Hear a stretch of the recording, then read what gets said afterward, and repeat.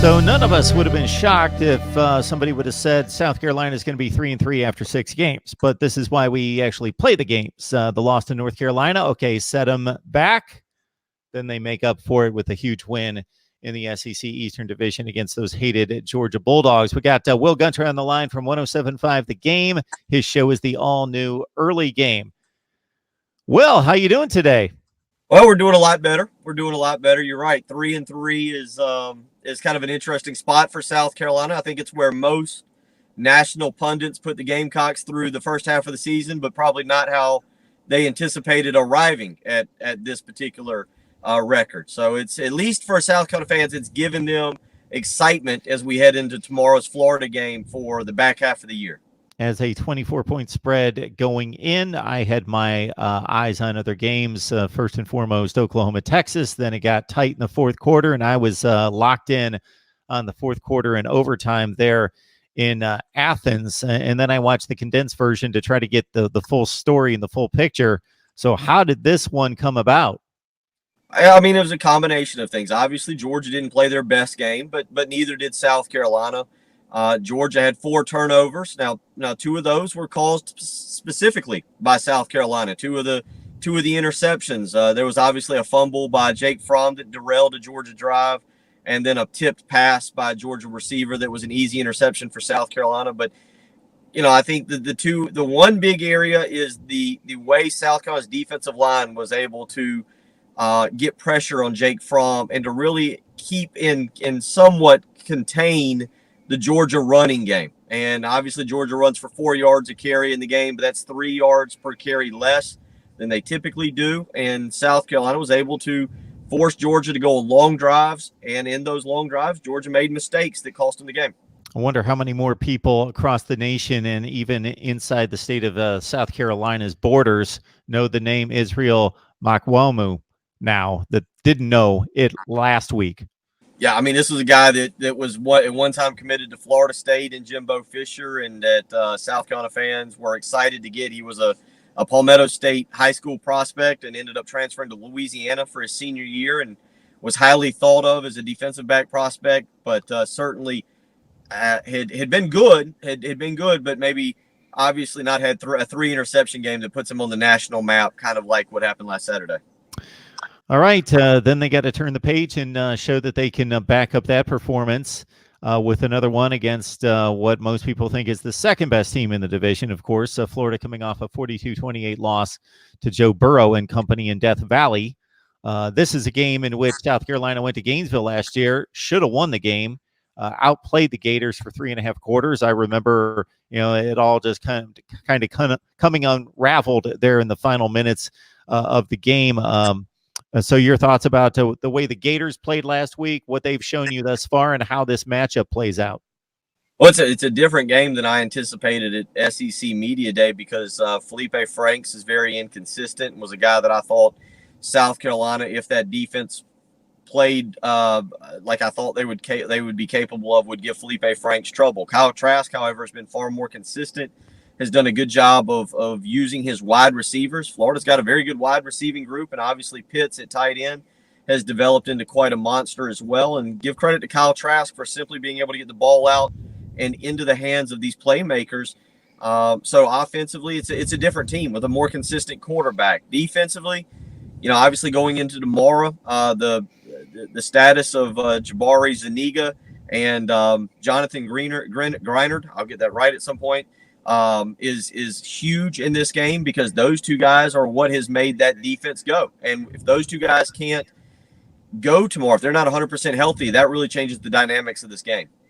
Check out the banner on the screen. You can get my Week 8 college football predictions, including South Carolina, Florida, by texting MR Football to 760-670-3130. So South Carolina winning at Georgia, that's a huge win. It's great. It's in the past now.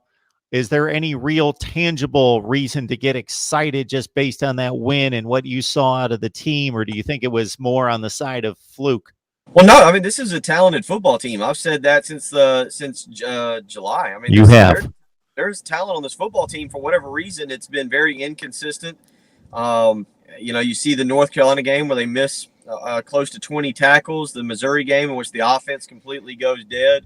But you've seen spurts against Alabama, and then obviously last week. And again, they didn't play the perfect game last week. It wasn't that South Carolina came out and played an A-plus game and Georgia played a D game. The Gamecocks made mistakes. They gave Georgia opportunities to win. So now I think it's fascinating to see the confidence level that South Carolina can use from that game. Finally getting that big win under Will Muschamp. All those things that Will Muschamp talks about, work ethic and character and blue-collar mentality. Well, now you actually have a foundation to revert back to and say, well, we've seen what it can do. It can result in a big victory, a win over number 3 Georgia. What kind of confidence does that give this team going into Saturday? And then certainly the other thing is South Carolina's able to run the football. And if you can stop the run in the SEC and run the football, just look at Kentucky last year, you put yourself in position for a pretty good season to beat a lot of teams. Yeah, you mentioned the confidence factor. So if they can get themselves back up emotionally, mentally, to gather themselves to give another monumental effort, and it's going to be helped by a home crowd. They don't have to go on the road. They can come back home, feed off the crowd being energized from the kickoff, knowing, hey, we just beat Georgia. Now you're facing a similarly, although based on the recruiting rankings, not nearly as talented Florida team. So you've got that confidence in knowing, hey, if we can beat Georgia, we should be able to beat Florida at home. We just have to give the effort. It was entertaining to watch in addition to the upset win.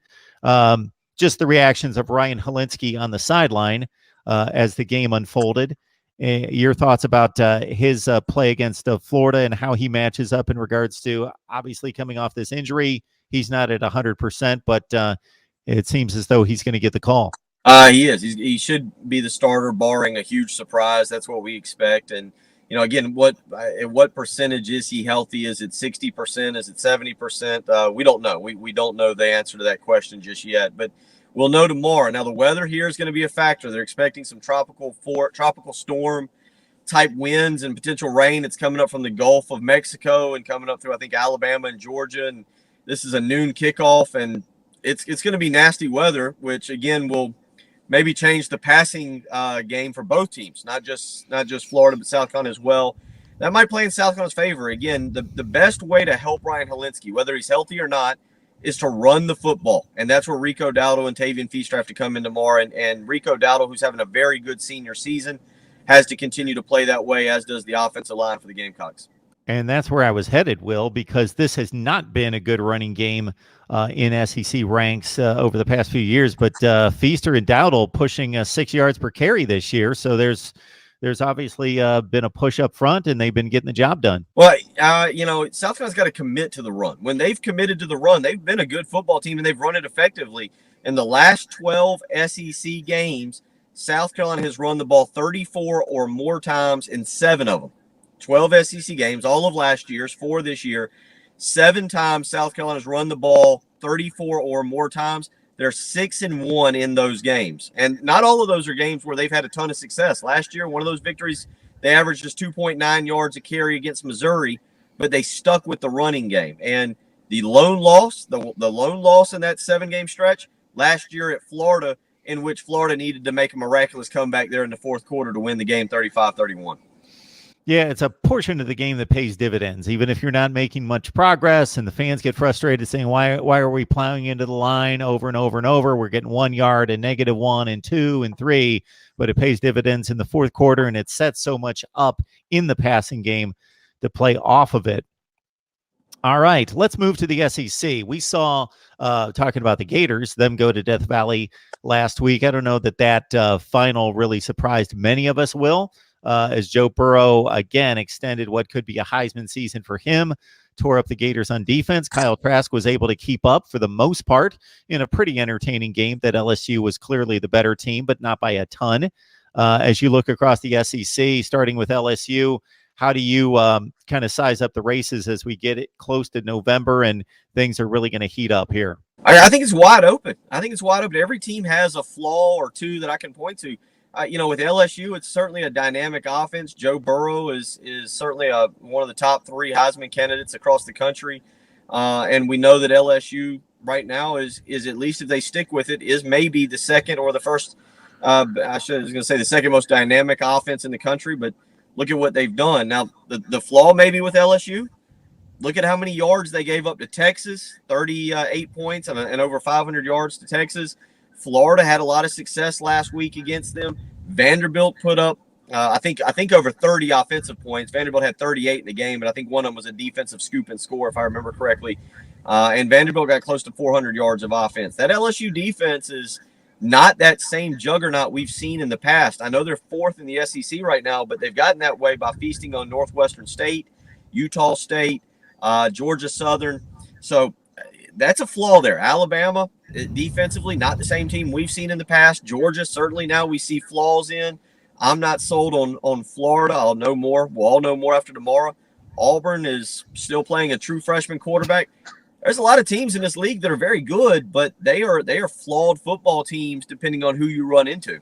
You can get my Week 8 college football predictions by texting MR Football to 760-670-3130. The banners on the screen. As we broaden it out to the national scope, Will, always like to get your feel for what's happening on the national scene.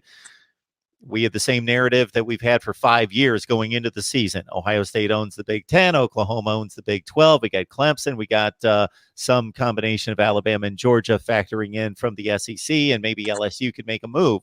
But here we are 6 weeks into the season, and maybe some other factors involved in those conferences. So who, if anybody, has broken through that, that 5 dominant elite programs? Is it Oregon? Is it Penn State? Who in your eyes could kind of break through and possibly make it all the way to the college football playoff?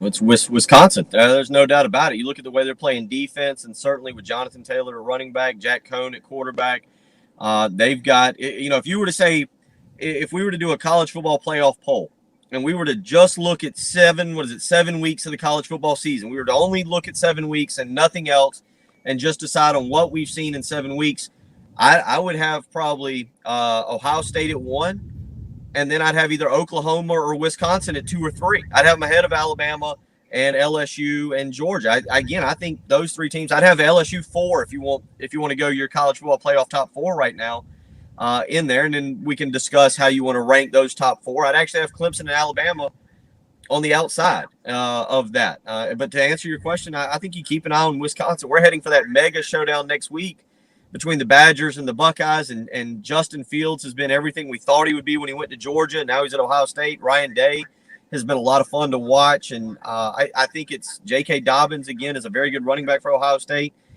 It's not they haven't been tested. They just blow everybody out, and the same thing with the Badgers, man. Bucky Badger's getting it done, and Jonathan Taylor, if you can run the football, you're always going to be in the game. I tell you, I said it earlier, stopping the run and running the football, and right now – Wisconsin's showing me they can do both. I'd have them up there as a team to really keep an eye on. That's going to be a great game. Great game. Maybe the game of the season, better than Alabama, LSU here in a few weeks, is the Badgers and the Buckeyes next week. And do you say that because you still think Alabama is significantly better than LSU? I think I don't know what to expect from that game. Typically we look at Alabama LSU because we expect it to be 9-7. I think that's going to be a shootout, but it's going to be kind of fun to watch. Man, Wisconsin, the way they played, their contrast to football against Ohio State. You can't see my hands here. I'm doing worlds. But, I don't know. LSU, Alabama, I guess I've just become accustomed. I don't think the answer to your question is no.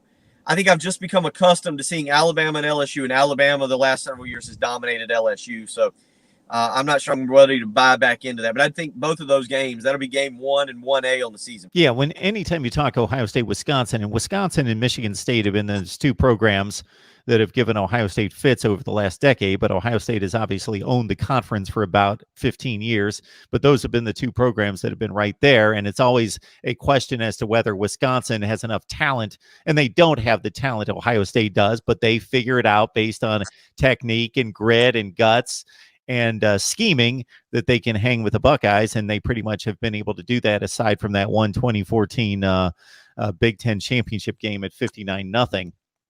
All right, Will Gunter on the line from 107.5 The Game there in Columbia as he gets us set for South Carolina and Florida. Will, appreciate you stopping by. It's always a good conversation. You enjoy the game tomorrow. Well, the weather. We're keeping an eye on the weather, but that's the plan. Hopefully it'll be a good one. It'll be interesting to see what South Carolina does. It looks awfully sunny right now, but obviously that's going to change. Yes, it's coming. It's coming.